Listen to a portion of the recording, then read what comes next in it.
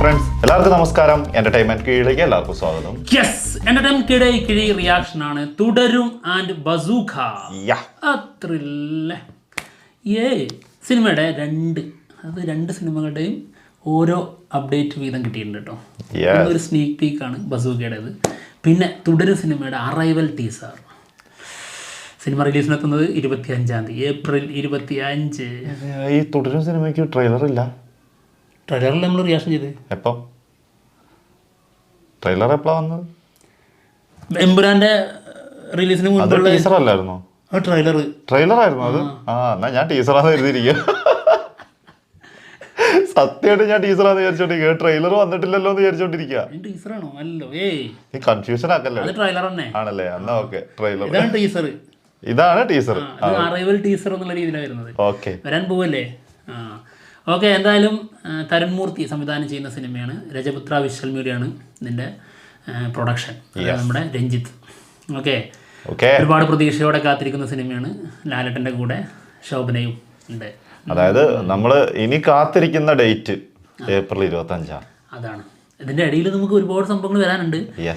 പല ടീസറായിട്ടും പല ട്രെയിലറായിട്ടും ഒക്കെ വരാനുണ്ട്. റെട്രോന്റെ വരാനുണ്ട്, കൂലി വരാനുണ്ട്, ഹിറ്റ് വരാനുണ്ട്. മതിയല്ലോ, ധാരാളം. അപ്പൊ കുറെ വരാനുണ്ട് എന്തായാലും. അപ്പോൾ വന്നത് വെച്ചിട്ട് നമുക്ക് ഒന്ന് ആഘോഷിക്കാം. പിന്നെന്താ, തീർച്ചയായിട്ടും തുടരും സിനിമയുടെ അറൈവൽ ടീസർ കാണാം. വെറും 33 സെക്കൻഡേ ഉള്ളൂ. 33 സെക്കൻഡോ? അത്രേ ഉള്ളൂ. കൊള്ളാം. അത് മതി. കമലഹാസന്റെ കൂടെ, മമ്മൂക്കയുടെ കൂടെ. ആ താടി തൊള്ള കൈ ഞാൻ വെട്ടും. ആ താടി അവിടെ ഇരുന്ന ആർക്കാ പ്രശ്നം? വെട്ടണമെങ്കിൽ ഞാൻ പറയാം. വെട്ടുന്നില്ല. വെട്ടണ്ട.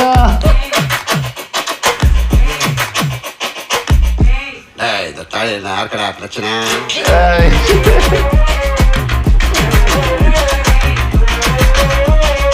ആർക്കടാ പ്രശ്ന? ആ സാധനം ഭയങ്കര രസമല്ലേ? ആ ഒരു സ്റ്റൈൽ. ആർക്കും പ്രശ്നം ഉണ്ടാക്കിയിട്ട് എന്താ കാര്യമുള്ളത്? പ്രശ്നം ഉണ്ടാക്കിയാലും ഒരു കാര്യമില്ല. ഓക്കെ. എന്തായാലും അടിപൊളി സംഭവം. ഇതിൽ സ്ലാങ് മനസ്സിലായി. ഏതാണ്ട് തമിഴ് കലർന്ന മലയാളം, ഒരു ബോർഡറിലുള്ള ആൾക്കാരുടെ ഒക്കെ പോലെ. എന്താണെങ്കിലും അത് ശരിക്കും വരുന്നത് ശോഭനയുടെ ഡയലോഗിലാണ്. എനിക്ക് തോന്നുന്നു പക്ക പാലക്കാട് അവിടെ തന്നെ ആ ഒരു ഏരിയയിലുള്ളത് തന്നെയാണെന്ന് തോന്നുന്നു. കൊള്ളാം. എന്താണെങ്കിലും 25-ാം തീയതി എന്തായാലും 25-നാണ് ഇനി കാത്തിരിക്കുന്നത്. ഒരുപാട് പ്രതീക്ഷയോടെ കാത്തിരിക്കുന്നു. ഇപ്പോൾ തരുൺ മൂർത്തി ഇതിൻ്റെ അതായത് സിനിമ റിലീസ് ചെയ്യാൻ പോവാണല്ലോ. അപ്പോൾ അതിൻ്റെ ഭാഗമായിട്ട് കുറച്ച് കാര്യങ്ങൾ പറഞ്ഞിരിക്കുന്ന കാര്യങ്ങൾ. ഒന്ന്, ഇത് ദൃശ്യം പോലത്തെ ഒരു സിനിമയാണ് എന്നുള്ളത് ലാലേട്ടൻ പറഞ്ഞിട്ടുണ്ടായിരുന്നു. ആര്? ലാലേട്ടൻ. നമ്മളാരുമല്ല, ലാലേട്ടൻ പറഞ്ഞിട്ടുണ്ടായിരുന്നു. അത് ആളുടെ ഒരു എക്സൈറ്റ്മെൻറ്റിൽ വെറുതെ അങ്ങ് പറഞ്ഞു പോയതായിരിക്കാം. അങ്ങനെ പ്രതീക്ഷിച്ച് കഴിഞ്ഞാൽ നിങ്ങൾ നിരാശപ്പെടുമെന്നാണ് പറഞ്ഞിരിക്കുന്നത്. പിന്നെ ആള് അതുപോലെ തന്നെ പറഞ്ഞിട്ടുണ്ട്, ദൃശ്യം പോലെ ഒരു സിനിമ പിടിക്കുന്ന ആളല്ല, അല്ലെങ്കിൽ ചെയ്യുന്ന ആളല്ല താനെന്നുള്ള കാര്യം കൂടി വെളിപ്പെടുത്തിയിട്ടുണ്ട് കേട്ടോ. പിന്നെ അതായത് ദൃശ്യം എന്ന് പറഞ്ഞു കഴിഞ്ഞാൽ ഒരു ട്രെൻഡ് സെറ്ററായിരുന്നു. ട്രെൻഡ് പിടിക്കുന്ന ആളല്ല ഞാൻ, ട്രെൻഡിന് വേണ്ടി സിനിമ ചെയ്യുന്ന ആളല്ല എന്നാണ് പറഞ്ഞിരിക്കുന്നത്. ഒരു ഫാമിലി എന്റർടൈനർ. അല്ല, ഫാമിലി ഡ്രാമ. ഫാമിലി ഡ്രാമയാണ് ചെയ്തിരിക്കുന്നത് എന്നാണ് പറഞ്ഞിട്ടുള്ളത്. ഒരു ഫീൽ ഗുഡ് മൂവി അല്ല ഞാൻ ചെയ്തിരിക്കുന്നത്, ഒരു ഫാമിലി ഡ്രാമയാണെന്നാണ് ആള് പറഞ്ഞിരിക്കുന്നത്. കാര്യങ്ങൾ അത് മനസ്സിലാക്കേണ്ടവർക്ക് മനസ്സിലാക്കാം, അത്രേ ഉള്ളൂ. ആ രീതിയിൽ, അതായത് ഭയങ്കരമായിട്ടുള്ള പ്രതീക്ഷയോടെ പോയി കഴിഞ്ഞാൽ അത് നിരാശപ്പെടും. അത് ആള് പറഞ്ഞിരിക്കുന്നത് അതുകൊണ്ട് തന്നെയാണ്. അതായത് ദൃശ്യം പോലെ ഒരു സിനിമ, അങ്ങനത്തെ ഒരു സിനിമ ആയിരിക്കും എന്നുള്ള പ്രതീക്ഷയോടെ പോകുന്നവർക്ക് ഭയങ്കരമായിട്ട് നിരാശയായിരിക്കും. അങ്ങനത്തെ രീതിയിലുള്ള സംഭവമേ അല്ലല്ലോ. ഇപ്പൊ ആള് തന്നെ ഓപ്പൺ ആയിട്ട് പറയുന്നു ഒരു ഫാമിലി ഡ്രാമ. അത് ആഗ്രഹിച്ച് മാത്രം പോവുക, അപ്പൊ ഹാപ്പി ആയിരിക്കും എന്ന് വിചാരിക്കാം. ഓക്കെ. അടുത്തത് അല്ല, എന്തായാലും തുടരും സിനിമയുടെ FTFS ഇപ്പൊ പറഞ്ഞു കേൾക്കുന്നത് 10 മണിക്കായിരിക്കും എന്നുള്ളതാണ് കേൾക്കുന്നത് കേട്ടോ. ഇനി മാറ്റം ഉണ്ടാവുമെന്ന് അറിഞ്ഞൂടാ. അത് ഫാൻസ് അസോസിയേഷന്റെ ഇതിൽ വന്നതാണ്. ചിലപ്പോൾ മാറിയേക്കാം. അതായിരിക്കും ബെറ്റർ ഓപ്ഷൻ. 10 മണി കുഴപ്പമില്ല. 10 മണി നല്ല സമയം. കാരണം എന്താ വെച്ച് കഴിഞ്ഞാല് അതുക്കും മുൻപേ വേണമെങ്കിൽ 7 മണിക്കൊക്കെ വെക്കാല്ലേ, പക്ഷെ അങ്ങനെ ഫാൻസ് ഷോ ഒക്കെ ആയിട്ട് വെച്ച് കഴിഞ്ഞാലേ അതിലെന്തൊക്കെയുണ്ട് എന്നുള്ള രീതിയിൽ പ്രതീക്ഷിച്ച് പോയാലോ എന്നൊക്കെ ഇവർ സംശയിക്കാം. അതുകൊണ്ടായിരിക്കാം, എന്താ അറിഞ്ഞൂടാട്ടോ, 10 മണിയിലേക്ക് കൊടുക്കുന്നത്. പറയാൻ പറ്റൂല. ഇത് കൺഫേം ആയിട്ടുള്ള പറയാൻ പറ്റില്ല, ഇത് കൺഫേം ആയിട്ടുള്ള സംഭവം അല്ല, മാറിയേക്കാം. അതെ, സാധ്യതയാണ് പറയുന്നത്. അല്ല 10 മണിയാണെങ്കിൽ ഇപ്പോൾ 11 1 മണിക്കൂറിൻ്റെ വ്യത്യാസമല്ലേ ഉള്ളൂ. ഇപ്പോൾ എറണാകുളത്തൊക്കെ നമ്മുടെ ഇവിടെ 11 മണിക്കുന്നേ ഉള്ളൂ, എറണാകുളത്തൊക്കെ 10 മണി 10:30ക്കാണ് ഷോ സാധാരണ. അതിൽ അരമണിക്കൂർ കൂടുതൽ കൊടുക്കുന്നതിൽ എന്ത് മാറ്റമുള്ളത്? അതിനകത്ത് വലിയ വ്യത്യാസമൊന്നുമില്ല. അങ്ങനെയാണെങ്കിൽ അത് വലിയ ചതിയാണല്ലേ അങ്ങനെ നോക്കുമ്പോൾ? അത് പ്രത്യേകിച്ച് മാറ്റങ്ങളൊന്നുമില്ലല്ലോ. ഒന്നില്ലെങ്കിൽ ഒരു 7 മണി, സാധാരണ 9 മണിയാണെങ്കിൽ പോലും ഒരു ഷോയുടെ മാറ്റം വരുന്നുണ്ട്, ഒരു ടൈം വരുന്നുണ്ട്, 1.5 മണിക്കൂറിനടുത്ത് മാറ്റം വരും. ഓക്കെ, എന്തായാലും നോക്കാം, എന്തായാലും ഒഫീഷ്യലി അവർ അറിയിക്കുമല്ലോ. യെസ്. അടുത്തത് എന്തായിരുന്നു? ബസൂക്ക. Sneak peak. ബസൂക്ക സിനിമയുടെ ഒരു സ്നീക്ക് പീക്ക് വന്നിട്ടുണ്ട്. അതായത് സിനിമ ഇപ്പോൾ തിയേറ്ററിൽ കളിച്ചുകൊണ്ടിരിക്കുകയാണ്, അതിൻ്റെ ഭാഗമായിട്ട് വന്ന ഒരു സ്നീക്ക് പീക്കാണ് കേട്ടോ. കാണാം. എന്നടാ പ്രശ്നം?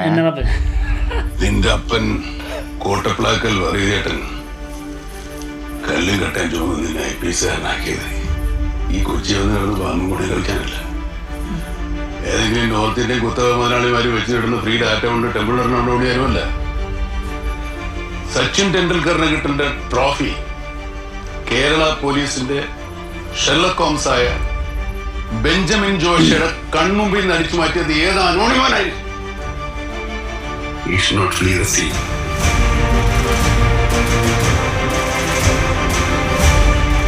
നിന്റെ ഡയർ ഡബിൾ ആന്റഗണിസ്റ്റില്ലേ, അതാണ് നമ്മൾ പൊക്കും.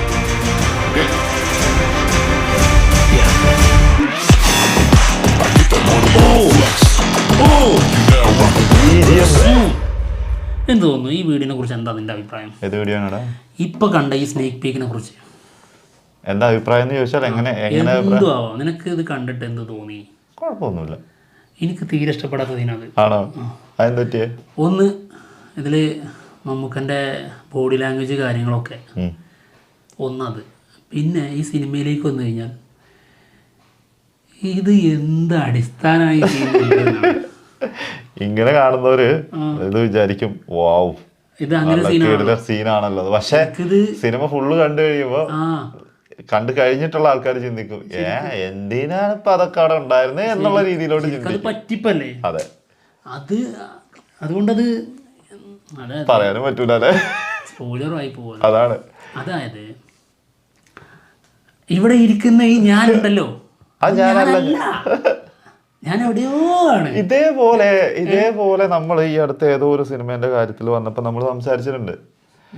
അത് ഏതായിരുന്നു പടം ഞാൻ മറന്നുപോയി. എനിക്ക് ഇങ്ങനെയുള്ള സംഭവങ്ങളില്ലേ എനിക്ക് തീരെ ഇഷ്ടമല്ല. അത് നമ്മൾ അന്നത് ഭയങ്കരമായിട്ട് ചർച്ച ചെയ്തത് എന്തിനാണ് അങ്ങനത്തെ ഒരു സിറ്റുവേഷൻ അല്ലെങ്കിൽ അങ്ങനത്തെ ഒരു സാധനം അതിനകത്ത് കൊടുക്കേണ്ട ആവശ്യമില്ലല്ലോ.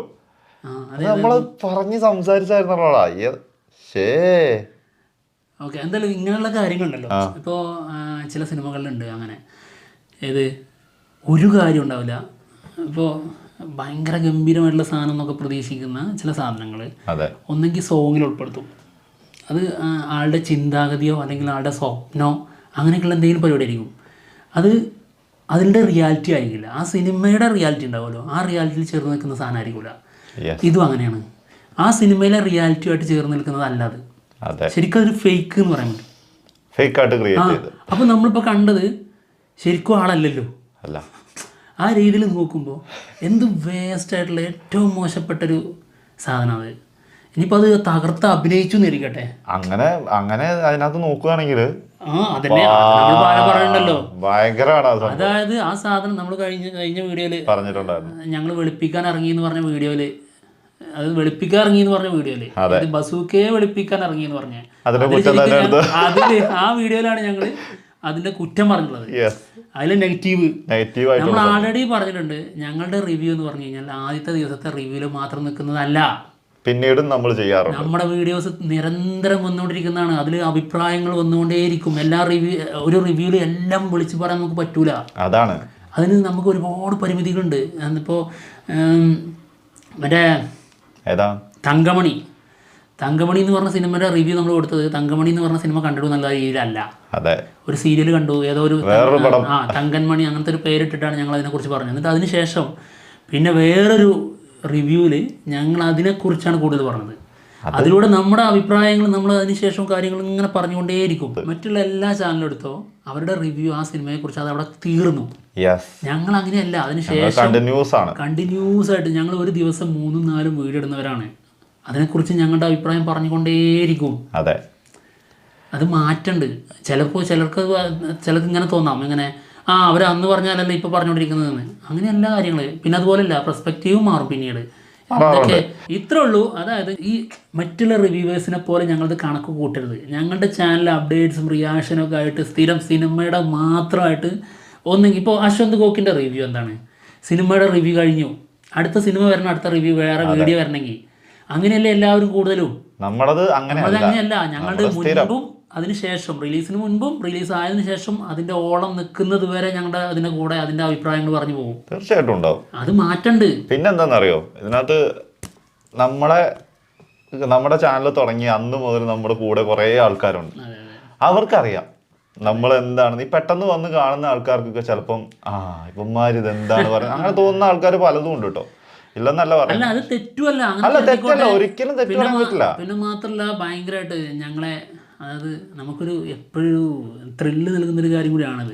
ഒരു വിഭാഗം ആൾക്കാർ നമ്മളെ വെറുക്കുന്നുണ്ടെങ്കിൽ അതിന്, അതായത് ഇന്ന കാരണം കൊണ്ട്, ഇവന്മാർ മമ്മൂട്ടി ഫാനാണ് എന്ന് പറഞ്ഞ് ഒരു ഇത്ര വിഭാഗം മോഹൻലാൽ ഫാൻസ് ഞങ്ങളെ വെറുക്കുന്നുണ്ടെങ്കിൽ, അതുപോലെ തിരിച്ച് ഇവന്മാർ മോഹൻലാൽ ഫാൻസാണ് ആ പേരിൽ ഞങ്ങളെ വെറുക്കുന്ന ഒരു വിഭാഗം മമ്മൂട്ടി ഫാൻസ് ഉണ്ടെങ്കിൽ ഞങ്ങൾക്ക് സന്തോഷമുള്ളൂ.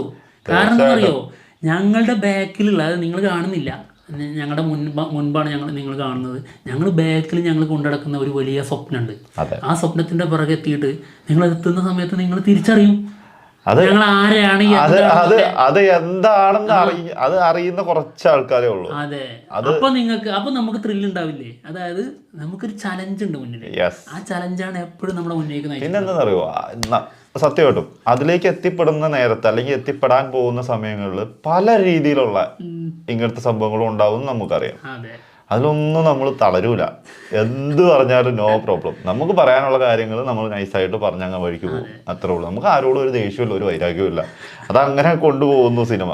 അതാണ് സിനിമയോടുള്ള ഇഷ്ടമുണ്ട് കേട്ടോ, അത് ഭയങ്കരമായിട്ടുണ്ട്. ഇങ്ങനെയുള്ള ഒരു അവസ്ഥയൊക്കെ ഉണ്ടായിരുന്നു, അതൊക്കെ കഴിഞ്ഞു പോയി. 2010 മുൻപ് അതൊക്കെ എന്നോ കളയേണ്ട സാധനമാണെന്ന് അറിയോ. അങ്ങനത്തെ ആൾക്കാരൊക്കെ ഞങ്ങളിൽ നിന്ന് ചത്തിക്കണേ, മനസ്സിലായില്ലേ.